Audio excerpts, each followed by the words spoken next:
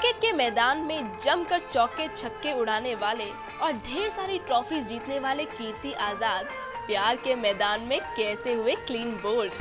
पहले कोई अजूबा चीज़ थी कि कोई खिलाड़ी, मतलब क्या खिलाड़ी क्या है, उसकी लाइफ क्या है, उसकी करियर क्या है, कुछ समझ में नहीं था, कुछ अनजान सा था, तो बिल्कुल अनजाने में ही तय हुआ सब।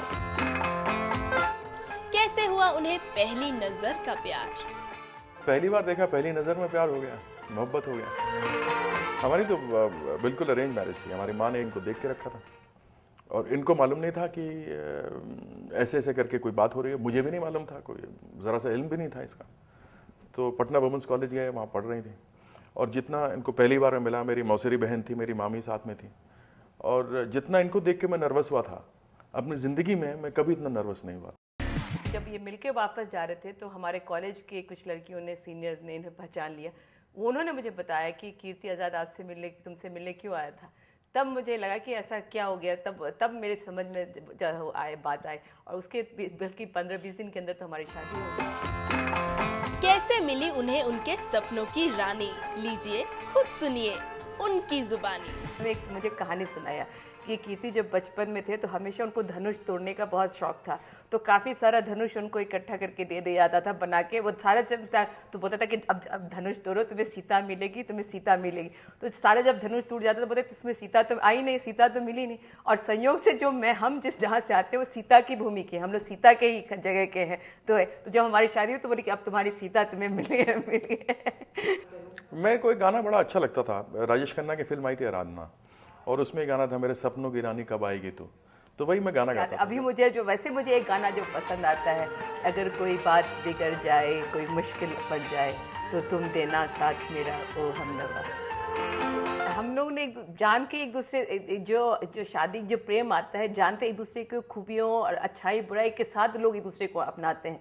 तो बहुत सारी चीज़ें थी, अनुभव हुआ, साथ साथ हुआ। और ख़ास तौर से जब बच्चे हो जाते हैं तो बहुत दोनों आदमी जो सारी चीज़ें ज़िंदगी में मिल के इकट्ठे करते हैं तो सारा खट्टा मीठा अनुभव एक साथ देखने को मिलते हैं। तो ये तो सारे, अब तो इनकी कमियां भी अच्छी, खूबियां नज़र आती हैं। कीर्ति तो बड़े शौकीन आदमी है, वैसे नहीं है मतलब कि नेताओं की तरह सादे सादे कपड़े हो, वो तो जब पहनने होते हो पहनना चाहिए, लेकिन बहुत ही शौकीन है। जो एक है मतलब कि कपड़े तो बढ़ के एक से बढ़ के एक स्टाइल के होने चाहिए। अरे कहीं उनको जाना हो तो 1 घंटा पहले से तैयारी शुरू हो जाती है। और बाप बेटे मिलके कपड़े सिलेक्शन करते हैं कि क्या कपड़े पहनना है, कौन से जूते डालने हैं, कौन से परफ्यूम डालना है, आज कैसे बाल। तो कभी अब तो बेटा भी साथ देता है ना, आज इस तरह से बाल संवारना है कि आज वैसे संवारना है। ये उनके शौकीन मतलब की बात है और हमें अच्छा लगता है, हम सबको अच्छा लगता है।